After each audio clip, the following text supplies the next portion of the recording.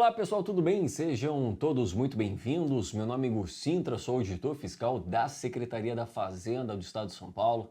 Já fui analista tributário da Receita Federal, também já fui auditor fiscal da Prefeitura de São Paulo.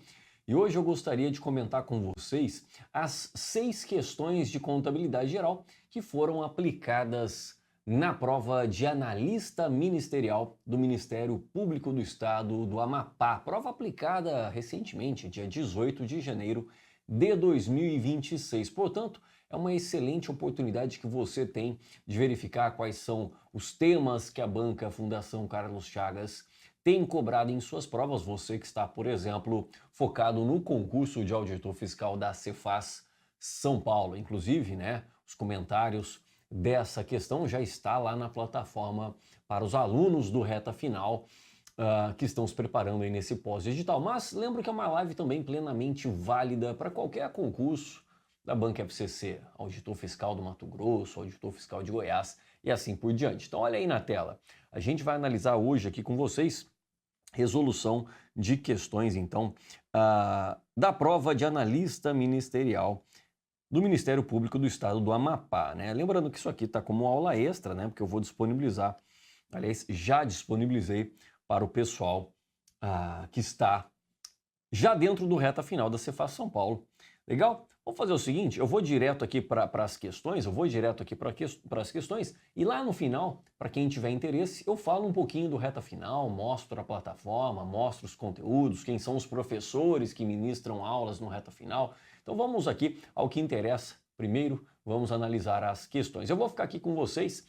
A primeira questão, quem fez as aulas do Reta Final vai lembrar, pode até deixar o comentário aqui. Quando a gente resolveu questões sobre o pronunciamento técnico CPC 26, que não é um tema tão frequentemente cobrado pela Banca FCC em suas provas, o que eu falei lá na aula? Eu falei, olha, eu tenho percebido nos últimos tempos que a Banca FCC tem começado a cobrar questões sobre o CPC 26. E o que a gente fez nessa aula? A gente resolveu que só questões de demonstração do resultado abrangente. Inclusive eu trouxe lá para dentro do simulado uma questão de demonstração do resultado abrangente, mais especificamente da FGV, porque a gente já tinha esgotado todas as questões da FCC justamente nas aulas de questões.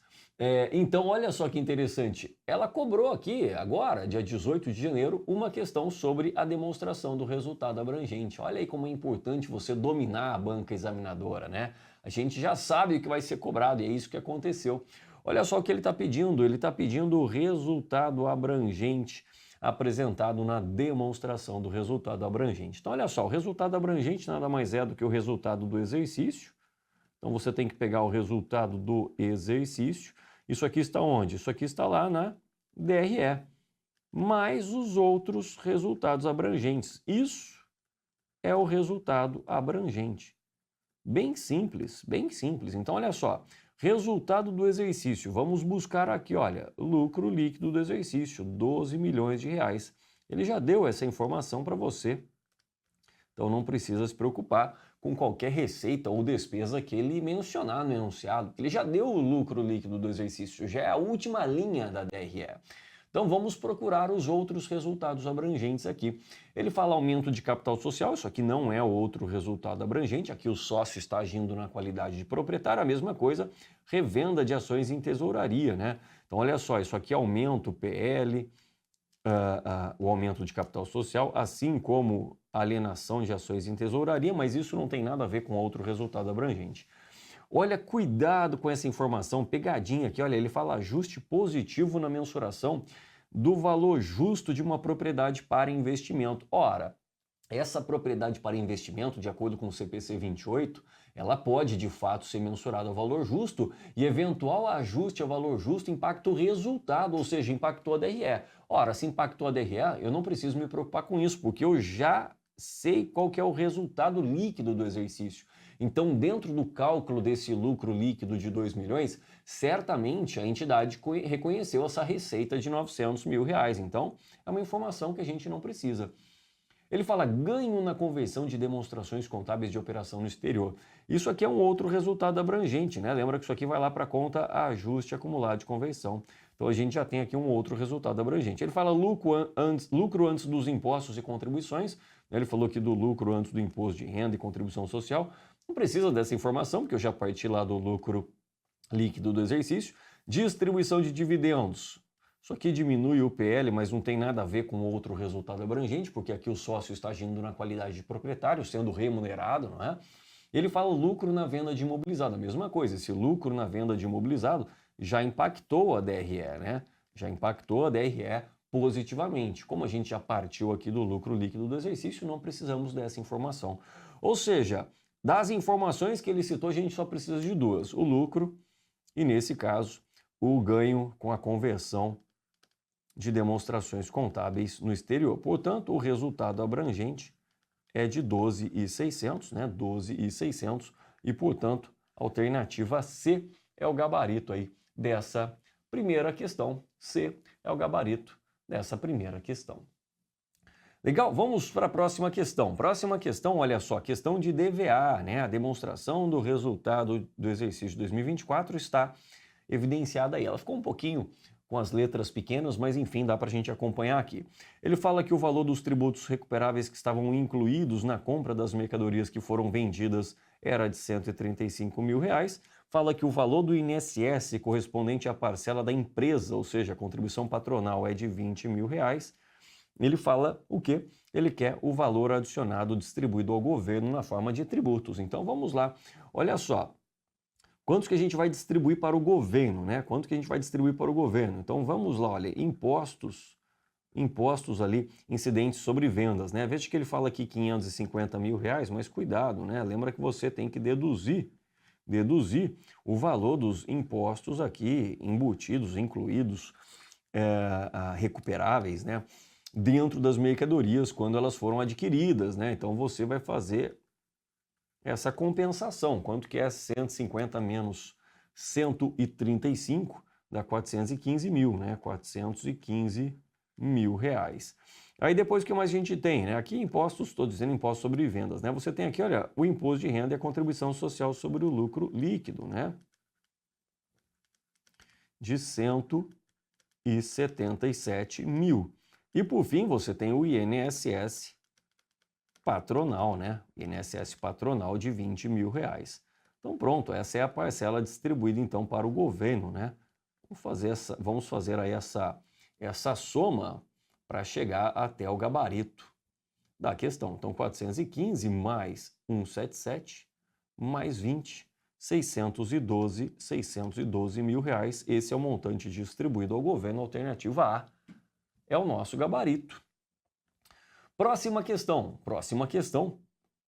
pede aí algo extremamente cobrado também pela banca, né? Pede o resultado bruto, ele pede o lucro bruto. Lembra lá na aula do reta final, a gente resolveu 300 questões sobre isso aqui, idênticas a essa. Eu falo, olha, cuidado, toda vez que a banca pedir o lucro bruto, certamente no enunciado ele vai te dar dados de despesas que você não deve considerar no cálculo do resultado bruto. Por quê? Porque essas despesas são consideradas na estrutura da DRE logo após o lucro bruto. Então, exemplo clássico, comissão de venda, frete sobre venda, né? Então, vamos lá, cuidado. Vamos aqui para o enunciado, olha. A empresa Import não tinha mercadorias em estoque no dia 15/10, comprou um lote de mercadorias por R$6 milhões, efetuando o pagamento à vista. A empresa incorreu, olha, adicionalmente, então note que os gastos a seguir são adicionais, não estão embutidos aqui dentro desses 6 milhões. Então ele fala, olha, 600 mil de transporte aéreo, isso aqui vai compor o custo de aquisição do item? É claro, né? Claro, vai compor o custo, né? Um gasto necessário para trazer a mercadoria até a minha empresa. 300 mil de taxas e tarifas alfandegárias, né?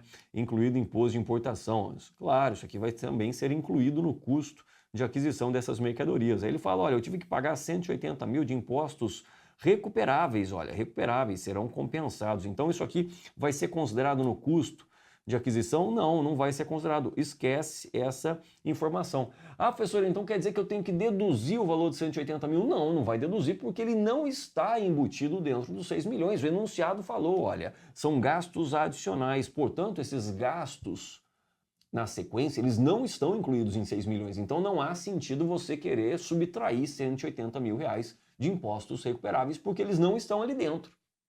É só você deixar ele quieto ali. Não precisa nem somar e nem subtrair. E R$100.000 de frete interno, né, do aeroporto até a empresa. Então, pergunto para você, qual que é o custo das mercadorias? O custo da mercadoria aqui, olha, vai ser 6 milhões do preço. O preço é de 6 milhões, mais o frete internacional de R$600.000, mais as taxas e tarifas alfandegárias de R$300.000 e mais o frete interno, né? O frete ali nacional de R$100.000. Então, isso quer dizer que o custo deste estoque, o montante que será levado a débito na conta estoques, é de R$7 milhões. Bom, na sequência ele fala que a empresa vendeu 80% desse estoque por 8.500. Então, olha só, eu já tenho aqui a receita bruta, 8.500. Ele fala que os impostos incidentes sobre a venda foram de 1,20, então menos impostos sobre venda de 1,20. Isso aqui é igual a receita líquida, né? Afinal, não há ali qualquer outra dedução da receita bruta, então dá R$7.480.000. Para se chegar até o lucro bruto, é só a gente deduzir o que? O valor do CMV, né? Então, a gente vai chegar aqui ao lucro bruto. Então, qual que é o CMV?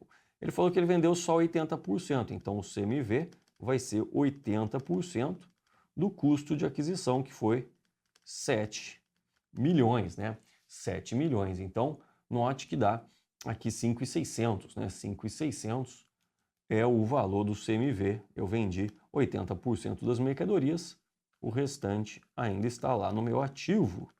E, consequentemente, a gente chega aqui ao lucro bruto de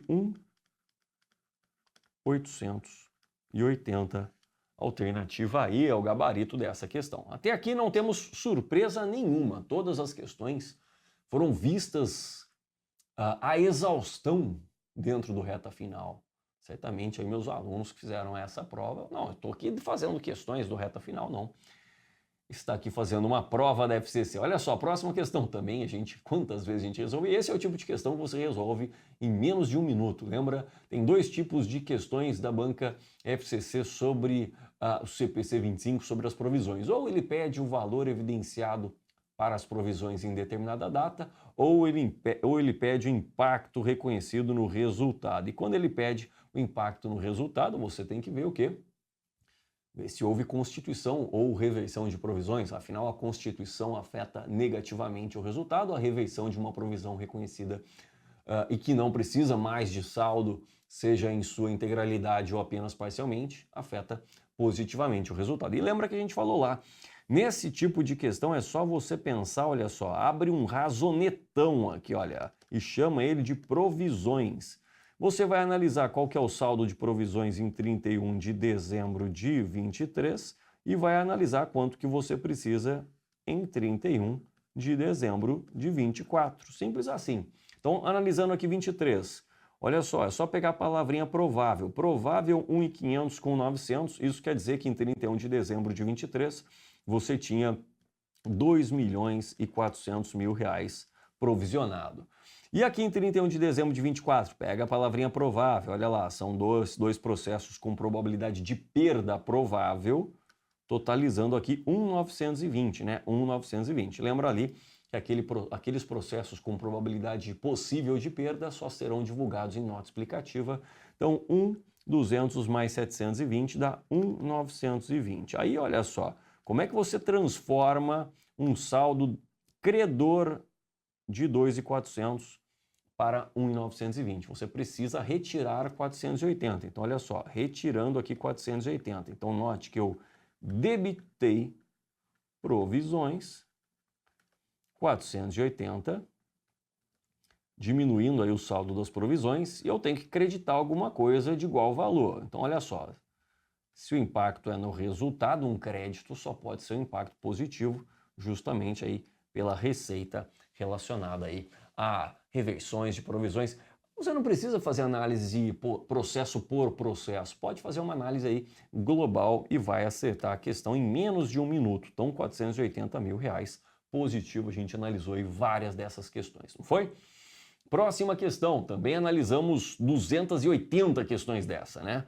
Foram várias, né? Então lembra lá, essa é a questão assim extremamente complexa conceitualmente falando, mas que o aluno consegue aceitar mesmo que ele não saiba o que é débito e crédito, né? Eu ensinei todos os detalhes disso, com todos os lançamentos, e depois eu falei, agora eu vou ensinar você a aceitar a questão, mesmo que você não saiba o que é a natureza das contas. Nunca estudou contabilidade na vida. Seguindo a receitinha de bolo, você acerta essa questão. Em menos de um minuto, inclusive. Então vamos seguir a receita de bolo, né?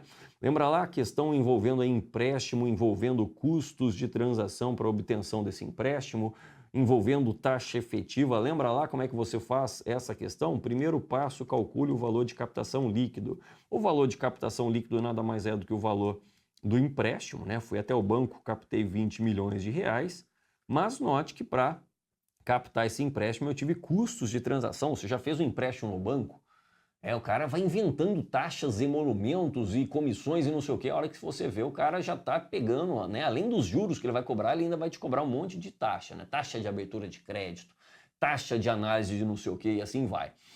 Enfim, são custos de transação, né? Custos de transação. Então, olha só, no final das contas, o impacto na sua conta bancária não foi positivo em 20 milhões, foi 20 milhões menos os custos de transação, Aí, na hora da sua prova, você não vai ter calculadora. Aqui, para facilitar a minha vida, eu vou pegar aqui a calculadora. 20 milhões menos 954.982,49 dá 19 milhões e R$45.017,51. Lembra que esse é o impacto, então, positivo no ativo e também no passivo da entidade na data da obtenção do empréstimo, né? Lembra, o segundo passo é o cálculo dos encargos financeiros. É só você pegar o valor de captação líquido, que nesse momento representa o passivo líquido relacionado a esse empréstimo, e multiplica por o quê? Pela taxa efetiva. Cuidado, hein? A taxa efetiva não é a taxa contratada aqui com o banco. É a taxa efetiva que ele falou aqui que é de 1%.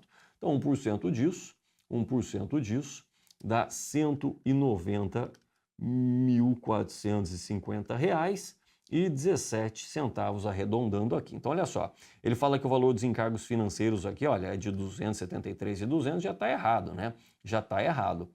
Só falta a gente, então, olha lá, o valor total registrado no passivo na data da obtenção do empréstimo, a gente já sabe que está errado, porque é 19 milhões e 45, então a gente vai ter que chegar até o terceiro passo, que é o cálculo do saldo. Lembra o saldo do passivo?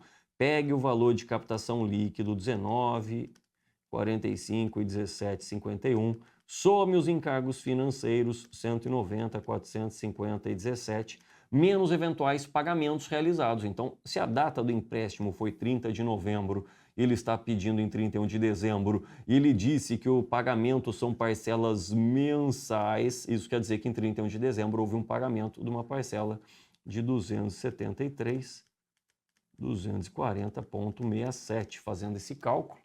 Deixa eu pegar aqui a calculadora para facilitar a minha vida.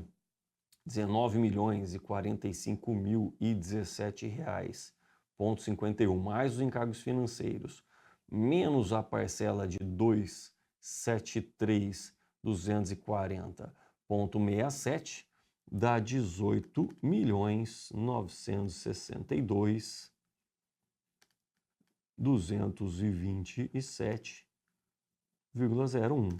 Então, olha lá, alternativa C. É claro que essa questão em específico demoraria um pouquinho mais do que um minuto, talvez uns 90 segundos, né? Porque as continhas aqui são um pouquinho chatas, né?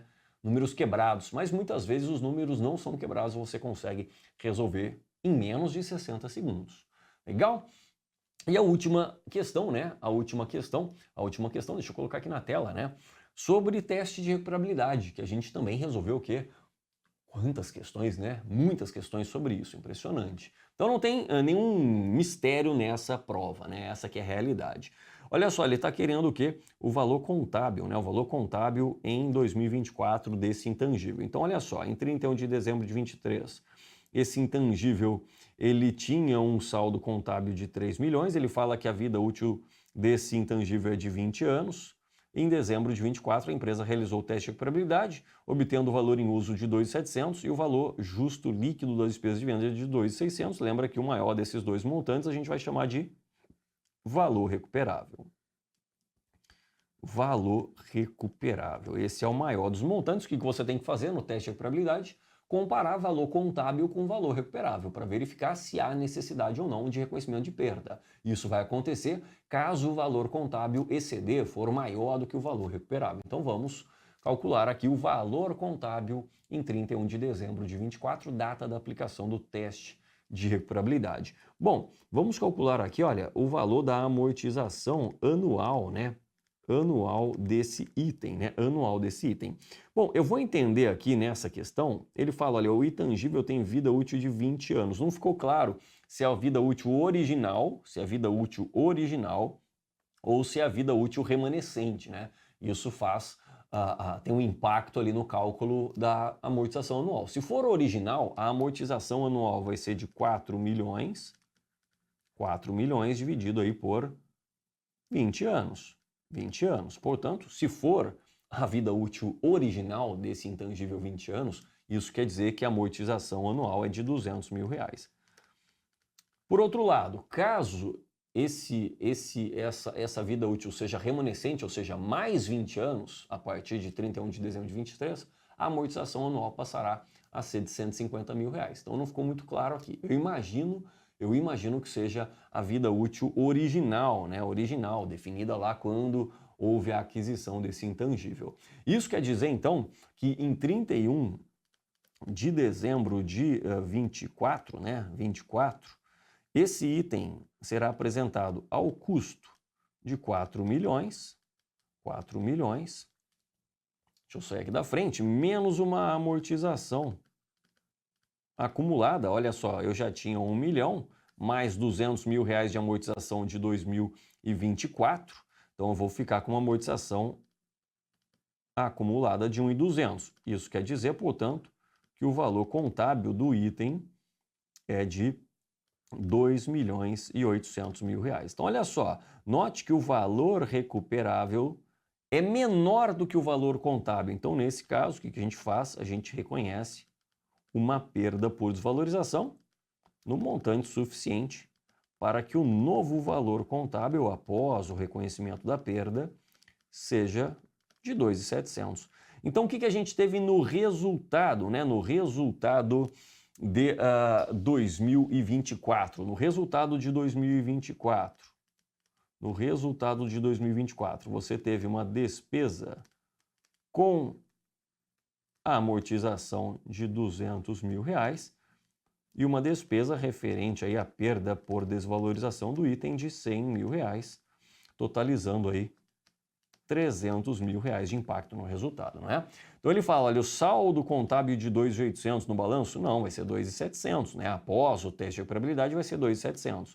Despesa total de 300 mil no resultado do ano. É verdade, né? Alternativa B, a gente acabou de falar aqui, olha, despesa de 300 mil reais, sendo 200 mil de amortização e 100 mil de perda por desvalorização. Aqui ele fala despesa de 200, né? Imagino que ele esteja se referindo aqui só à amortização, né? Só a amortização, para aquele aluno que não domina o teste de recuperabilidade. Fala saldo contábil de 2.600, não, né? 2.700 e despesa total de 400, não. Apenas de 300. Bom, enfim, com isso a gente finaliza aqui a análise das 6 questões. O que a gente percebe na prática é que todos os conhecimentos aqui tratados a gente treinou a exaustão dentro do reta final, né? A gente tem lá, se não me engano, mais de 25 horas, talvez 30 horas de conteúdo só de questões de contabilidade, né? A gente tem lá conteúdo de todas as disciplinas, sempre analisando aí por meio de questões, dos tópicos mais relevantes, é claro, e fazendo aí uma revisão objetiva, né? Afinal, você tem pouco tempo de estudo daqui até o dia da prova, então nesses momentos é que cresce essa necessidade de você otimizar a sua preparação. A reta final para a Cefaz São Paulo tem justamente esse propósito, né? Através das revisões objetivas, a gente consegue então trabalhar todos os conceitos que são mais cobrados. Exemplo dessa prova, todas essas questões foram exaustivamente treinadas ao longo do reta final. Isso acontece em todas as disciplinas. Vamos fazer o seguinte, eu quero aqui mostrar para vocês um pouquinho da plataforma, pode ser? Vamos lá, vou mostrar um pouquinho aqui da plataforma, vou ficar aqui com vocês, ou vou sair da frente, né? Para você conhecer a plataforma do Reta Final. Quando você faz o login, então, no produto Reta Final para a Cefaz São Paulo, você cai aqui nessa página bonitona aqui, olha aí. Então, cada um dessas figuras que você está vendo aí, né? É um módulo, né? É um módulo. Então, tem aqui o módulo de boas-vindas, né? O módulo de boas-vindas, tem o módulo aqui de resolução de questões da FCC de contabilidade geral avançada, tem o módulo de contabilidade de custos, tem aqui, olha, o módulo, por que esse módulo aqui está em preto e branco? Porque a gente ainda não tem aula desse módulo, vai ser gravado aí até a semana que vem, inclusive, né? Conversei hoje com Alan Martins. Alan Martins é auditor fiscal da Cefaz São Paulo, ele ministra aqui na reta final Cefaz São Paulo, ele ministra a disciplina de direito tributário e também IPVA para a gente, né? Também PVA. Bom, aí só olha só na sequência. Na sequência você tem aqui, olha, o grande professor Wilson Cortes ministrando a parte de ICMS, de legislação tributária. Ele também fez uma aula de parte, né, sempre muito importante. Wilson Cortes também auditor fiscal da Cefaz São Paulo. Aqui na sequência, legislação tributária, referente aqui ao ITCMD, aí eu trouxe nada mais, nada menos do que o professor Jefferson Valentim, auditor fiscal da Cefaz São Paulo e maior autoridade de ITCMD no Brasil, né? Tem 2 livros sobre isso. Ele que implementou o grupo de trabalho de TCMD aqui na Cefaz São Paulo, que elevou ali a arrecadação, mais do que triplicou a arrecadação do TCMD. Enfim, não existia outra pessoa para trazer excelência para o curso, senão o Jefferson Valentim, né? Bom, a gente tem ainda, olha só, as aulas de PAT, né? Trouxe aqui também grande referência para concursos, né? Já foi auditor fiscal da Cefaz do Mato Grosso, professor André Fantoni, né? Aqui, olha só, reforma tributária, eu trouxe para vocês o grande professor Eliezer Santos, auditor fiscal da Cefaz Goiás, aprovado na Cefaz DF, Cefaz Santa Catarina, enfim, grande lenda aí da área fiscal. Parte de fluência de dados, aqui de tecnologia da informação, Felipe Matias está com a gente, né? Felipe Matias, auditor fiscal lá da Prefeitura de Porto Alegre. Auditoria, grande Arthur Leone, auditor fiscal da Receita Federal, né? Aqui está de novo Alan Martins com as aulas de Direito Tributário. Outro auditor fiscal aqui da Receita Federal, Matemática Financeira e Estatística, né? Professor Sérgio Carvalho. Eu estudei com o professor Sérgio Carvalho quando eu era concurseiro, né? E ele continua aí na ativa, continua com suas brilhantes aulas. Eu já vou mostrar a plataforma, só quero finalizar aqui os professores, né? Grande professor José Maria, aqui em Raciocínio Crítico, né? O professor José Maria, ele é professor de português, mas ele é formado no ITA, engenheiro do ITA. Então, pô, caiu como uma luva aqui colocar ele dentro de Raciocínio Crítico, sabe muito, né? Ele explica o português de forma crítica, então, Raciocínio Crítico tem tudo a ver com ele. Temos aqui, olha, o auditor do TCU, o grande Getro Coutinho, né? Ministra aí a disciplina de Economia. Temos aqui Rodrigo Renó com Administração Geral e Pública. Grande Diclé Ferreira com Direito Civil e Direito Penal. Ele já foi auditor fiscal lá da Prefeitura de São Paulo, foi colega meu. Trabalhamos juntos hoje, é conselheiro lá do TCM do Rio. Temos o Leandro Bortoleto aqui em Direito Administrativo. A grande Nath Masson em Direito Constitucional. Estefânia Rossignoli em Direito Empresarial, Pablo Jamilk em Português. Aqui de novo temos aulas aqui, 3 aulas do Jamilk, 3 aulas do grande professor José Maria, né? Aline Sepa está aqui em inglês, Sérgio Mendes está aqui em Direito Financeiro. E aqui, olha só, tem um bônus aqui, né? Um grande legal esse bônus aqui, mais um auditor fiscal aqui da Cefaz São Paulo, que é o professor Gustavo Moura, né? O professor Gustavo Moura, auditor fiscal aqui da Cefaz São Paulo, e ele deu aqui um bônus com resolução de questões justamente sobre ICMS, aplicado aqui, claro, à legislação paulista. Tem aqui ainda a resolução de questões da Lei Candir com o grande Eliezer Santos, e aqui tem bônus, né, que são descontos exclusivos em sites parceiros para você que entrou no Reta Final. E além disso, né, claro que quem compra o Reta Final também tem acesso aqui aos simulados, né, aos simulados que a gente está fazendo. Depois eu falo um pouco do simulado, só deixa eu mostrar aqui para vocês a postagem de aulas e assim por diante, né? Então, olha, eu vou pegar aqui contabilidade, vou pegar a contabilidade geral aqui a primeira mesmo. Então, olha só, aqui tem o material de apoio, né? Aliás, nesse específico aqui, eu faço uma análise do conteúdo, né? Faço uma análise ali do conteúdo. Essa análise, o que que é? Uma análise estatística, né? Uma análise estatística mesmo, onde eu pego aqui o edital, né? O edital e depois eu pego e faço uma análise estatística dos tópicos mais cobrados, tá? Então, tudo isso a gente tem dentro desses conteúdos, tá? Tem análise do edital, tem análise estatística dos tópicos mais cobrados, que eu falei para vocês aqui. Então, olha só que interessante, né? Aqui, olha, do CPC 01, olha, caiu ali na prova, né? Não caiu aqui na prova, a gente acabou de... Deixa eu ficar aqui com vocês, né? CPC 01 aqui, olha, caiu nessa prova que a gente acabou de ver. O CPC 08 eu ainda falo, olha, cuidado, ele está revogado. Nesse vídeo eu falo, cuidado, está revogado, mas vai cair na sua prova. Porque ele está revogado não é porque as exposições não são válidas, é porque elas já são trabalhadas, as mesmas exposições no CPC 48, mas vai cair na sua prova. Eu falo isso nesse vídeo, tá lá. CPC 25, olha só, estava ali na prova, operações com mercadorias estava ali na prova. Enfim, eu faço aqui toda a análise, né? Toda a análise, né? Olha que interessante, eu nem lembrava mais disso. Olha o que eu olha o que eu destaco aqui, olha embaixo. Muito embora seja um assunto com uma só questão em todas essas provas aqui da área fiscal, essas 10 provas da área fiscal, olha o que eu coloco ali destacado embaixo. DRA, demonstração do resultado abrangente. Eu falo no vídeo, olha, eu acho que vai cair na prova da Cefaz São Paulo DRA.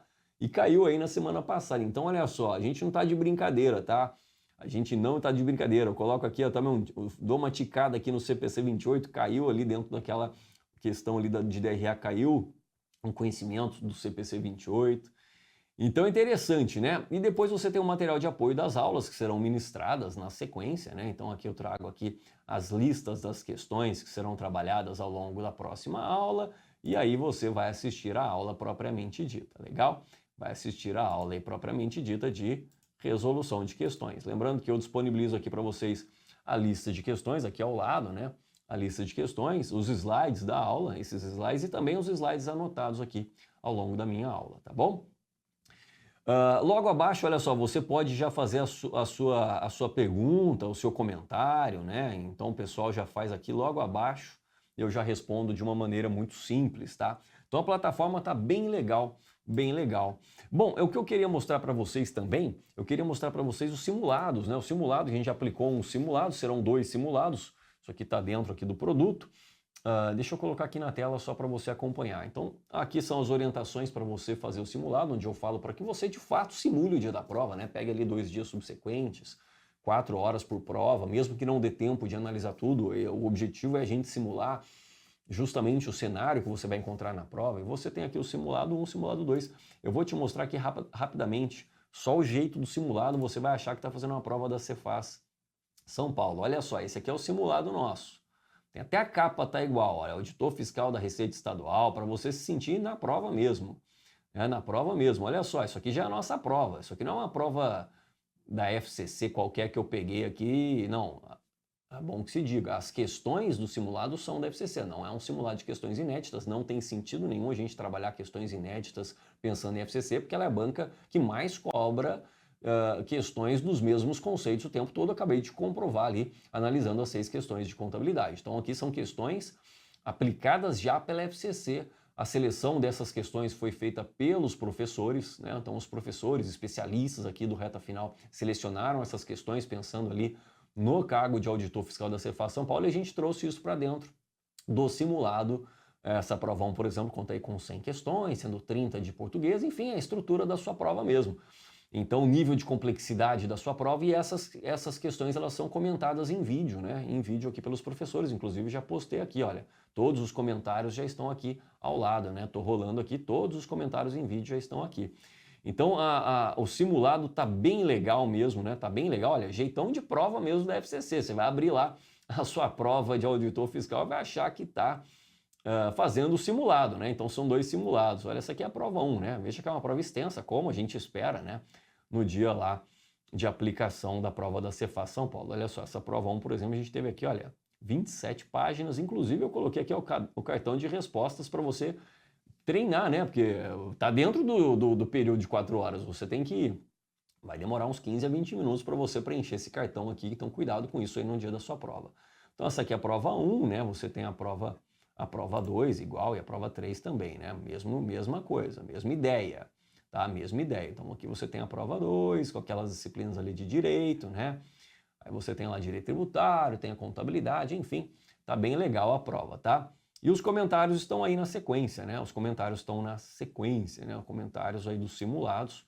Isso aqui é o comentário do professor José Maria, as questões, enfim, a gente colocou ali na mesma sequência das provas e das disciplinas de cada prova. E além disso, né, eu só pedi para o aluno que participou do simulado para enviar as suas respostas. Por que é importante que ele envie as suas respostas? Porque o simulado ele não é importante só para você simular o dia da prova e identificar as suas fraquezas e virtudes, né? Ele é importante para que você faça o replanejamento justamente em virtude dessa identificação, né? Então não é simplesmente, fiz lá a prova e vi como fui e acabou. Não, você tem que agora se comparar em relação aos demais alunos. Então justamente por isso, vou colocar aqui para vocês, eu fiz aqui, deixa eu ver se eu acho, nesse ranking, né? Ele vai mostrar, não vai mostrar os seus dados, tá? Deixa eu ficar aqui com vocês, não vai mostrar os seus dados. Você até preenche o seu e-mail e o seu nome, para que eu saiba quem está enviando, né, os dados, mas você também preenche um nickname, então ninguém vai saber quem é você. Então aqui já está o ranking, né? Até esse momento, aqui, salvo engano, um pouco mais de 30 pessoas já enviaram as suas notas, né? Provavelmente quando você assistir esse vídeo pode até ser que você já tem ali mais notas, mas por que só tem 21 aqui no ranking? É porque a gente já está excluindo os não habilitados. Então, se eventualmente algum candidato não for habilitado em algum critério, por exemplo, existem basicamente 2 critérios, né? Você tem que fazer metade de cada prova e você tem que fazer 60% no mínimo no geral. E lembro que a prova a gente fez foi no nível de complexidade esperado, então natural que você tenha ali pessoas que não alcançaram o mínimo, né? Mas olha só, em primeiro colocado aqui no ranking, olha, tem o Di Ricardo 10, né? Olha lá, fiz 85%. Numa prova como essa aqui, fazer 85% é porque ele está muito bem. Porque não dá tempo de você analisar todas as questões. Certamente, se o Di Ricardo tivesse 8 horas para cada prova, certamente ele faria mais de 90%. Mas é uma correria. Aí, olha só, em segundo e terceiro lugar, a gente tem aqui, olha, 2 candidatos empatados com 288 pontos. Veja que eles estão aqui, olha, quase 85%, né? Um pontinho a menos do que o Di Ricardo. E assim por diante, né? Só que lembrando que lá no nosso concurso da Cefaz São Paulo, você tem aquela pontuação diferenciada, né? Para pretos, pardos e indígenas. Então o nosso ranking também prevê isso, né? Também prevê isso. Então esse aqui já é o ranking, né? Esse aqui já é o ranking com a pontuação diferenciada, né? A gente percebe aqui, por exemplo, olha, o NMD, né? O NMD, veja que ele está com uma nota aqui quebrada, né? 446,64, certamente é a pontuação diferenciada dele. Vamos ver aqui, ó. O NMD, ele fez 238 pontos. Então, de acordo com aquelas médias, né? A relação entre a média dos outros candidatos e os candidatos com a pontuação diferenciada, você tem um coeficiente ali para aumentar a nota do pessoal com a pontuação diferenciada. Então ele passou de 238, ele passou para 246,64. Lembrando que ainda muitos alunos vão realizar esse simulado no próximo final de semana, então há uma tendência aí de aumentar muito aí a quantidade de alunos, né, que disponibilizaram assim as suas notas, né? Muitos alunos acabam não preenchendo, eu sempre falo, olha, vamos lá, vamos preencher para que a gente tenha mais dados, porque é justamente agora que é importante, né? É isso aqui, né? Não sei se eu vou conseguir mostrar para vocês, porque meu notebook aqui tem a tela muito pequena. Mas enfim, olha só o que você consegue fazer. Você escolhe aqui o nickname, né?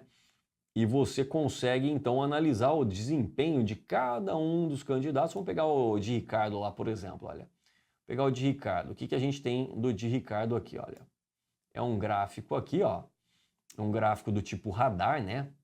Onde a gente consegue evidenciar o desempenho dele em relação aos demais candidatos. Imagino que vai ficar um pouquinho pequeno para você, porque aqui meu notebook tem a tela pequena, então não fica legal a configuração aqui. Mas enfim, você consegue verificar aqui, olha, essa linha vermelha, né? Se você estiver vendo aqui essa linha vermelha, ela representa, deixa eu só colocar aqui o meu mouse para que você consiga ver agora ele. Essa linha vermelha representa a média dos candidatos habilitados Então, olha só, o que a gente percebe aqui que o primeiro do ranking, né? Ele está muito acima da média em todas as disciplinas, com exceção de raciocínio crítico, com exceção de inglês. Até imagino que ele não teve tempo de analisar essas disciplinas, né? Porque lembra lá, a prova 1, se ele de fato resolveu em 4 horas, e como ele fez todas as questões de matemática financeira e estatística, note que ele gabaritou a prova, né? São 15 questões, ele deve ter demorado um tempo para fazer isso. Imagino que ele não teve tempo para analisar raciocínio crítico em inglês, o que justifica aqui a nota dele estar um pouquinho abaixo. Vamos pegar aqui qualquer outro aluno, só para a gente brincar um pouco. Vamos lá, deixa eu pegar aqui um outro aluno, vamos lá. Vamos pegar aqui. Eu quero pegar um aluno que esteja... Ó, o Zezinho, por exemplo, ele está abaixo da média, né, em várias disciplinas. Ele só se sobressaiu aqui praticamente em raciocínio crítico, né? Deixa eu ver se eu acho algum aluno.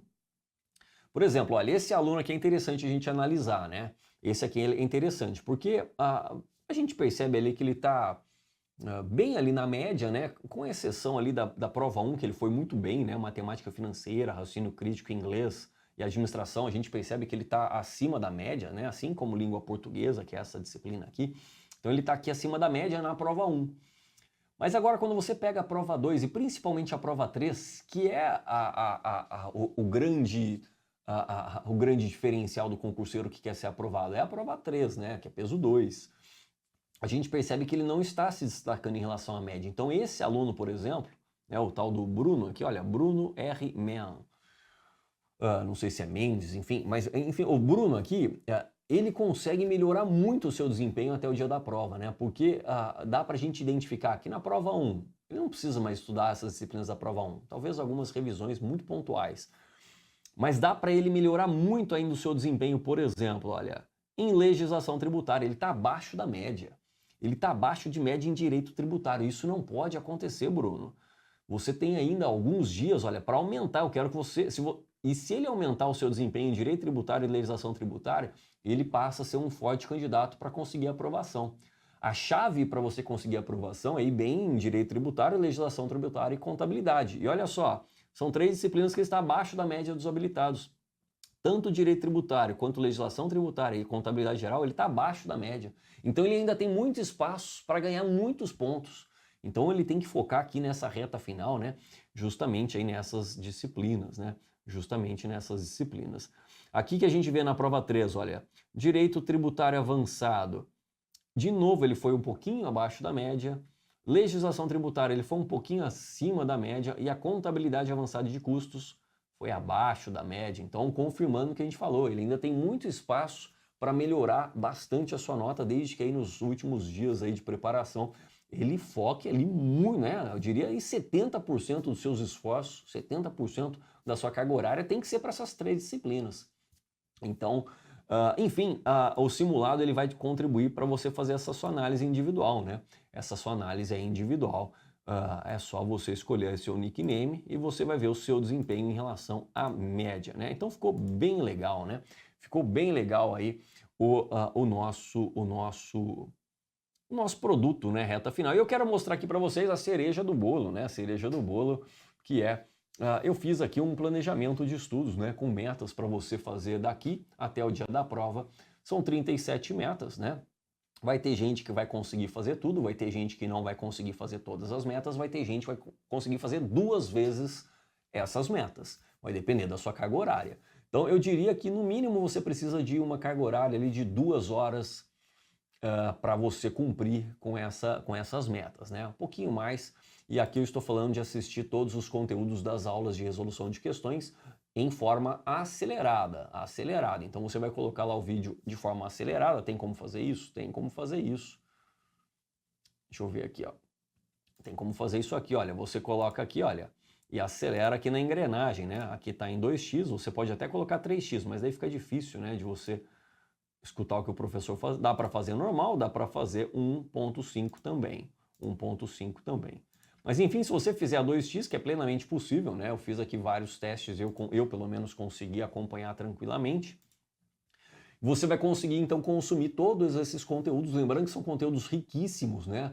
É direto ao ponto, a gente foca aqui em pontos estratégicos, pontos específicos, pontos que sempre são cobrados pela banca FCC em suas provas, principalmente em provas do nível de complexidade da área fiscal. Então você vai fazer uma revisão com 2 horinhas por dia.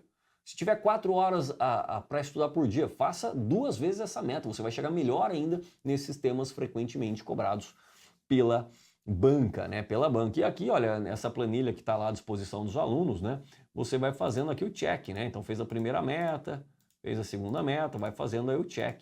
Suponha que você pulou aqui uma meta, coloca aqui um xizinho, né? Coloca aí um xizinho e foi para a meta 5, enfim. Você pode seguir esse planejamento se você quiser seguir a ordem dos vídeos. Eu não aconselho, né? Porque senão você vai sempre privilegiar as disciplinas que foram ali primeiramente postadas, né? Então não vejo sentido. Eu já fiz esse planejamento aí pensando na ordem das disciplinas, né? Para que você não se canse também, né? Por exemplo, só para que você entenda isso. Veja que na meta 1 você vai trabalhar uma disciplina que trabalha raciocínio, né? Contabilidade, e depois uma que trabalha memorização. Então tudo isso foi pensado nessas metas. Aqui língua inglesa, legislação tributária e economia, a gente vai sempre trabalhando isso também, né? Olha lá, auditoria, contabilidade e legislação tributária, a gente sempre vai trabalhando ali regiões diferentes, né, do seu cérebro, justamente para que você não se canse tanto. Olha lá, TI, matemática financeira e reforma tributária. Então a gente não coloca, por exemplo, meta só de exatas ou meta só de memorização para você, porque isso não funciona, a gente sabe bem. Enfim, eu acho que é isso, né? Eu gostaria aqui, além disso, de convidá-los, né? Convidá-los para adquirirem, né, o produto Reta Final e chegarem ali no dia da prova com maiores condições de conseguir a aprovação. Afinal, no Reta Final a gente não olha todo o conteúdo do edital, é impossível nesse momento, a gente foca nos principais tópicos, naquilo que realmente importa para você, naquilo que realmente será cobrado pela banca FCC em termos de probabilidade, a gente faz essa análise. E em relação a essa prova aí cobrada de contabilidade, apenas 6 questões no final de semana passado, todas elas, 100% das questões, a gente trabalhou exaustivamente nas aulas do Reta Final. Peço que você deixe o like nesse vídeo, se tiver qualquer dúvida, deixe o seu comentário, terei o maior prazer em responder. Além disso, eu vou fazer um convite, na semana que vem a gente vai ter ali uma série de 5 aulas, vou transmitir ali 5 aulas que estão no Reta Final para você degustar. Agora, cuidado, não fica esperando muito tempo, porque o tempo corre, né? O tempo corre, a cada dia que passa é um dia a menos que você tem de revisão dentro do Reta Final. Quem está no Reta Final aí desde a publicação do edital já está fazendo ali pela segunda vez a análise das aulas. Ainda é tempo de revisar? É claro que é. Se você tem dificuldade de identificar quais são os pontos fracos nessa reta final, afinal são muitos conteúdos, vem para o Reta Final que a gente vai te dar isso com absoluta qualidade, melhor equipe de professores do mercado. Então, link do Reta Final está na descrição desse vídeo, não perca, venha fazer parte do time do Reta Final, como centenas de outros alunos que já fazem parte, e eu só tenho feedbacks positivos. Aliás, se você já faz parte do Reta Final, coloca aqui o que você está achando, né? Porque eu falar que é bom é normal, né? Tô querendo vender aqui meu peixe. Agora, quando você que está no Reta Final coloca aqui se de fato é um produto de alta qualidade, isso me ajuda bastante. Então é isso, pessoal. Espero que vocês tenham gostado dessa aula. Like no vídeo, se inscreva no canal. Grande abraço, bons estudos e nos vemos lá no Reta Final.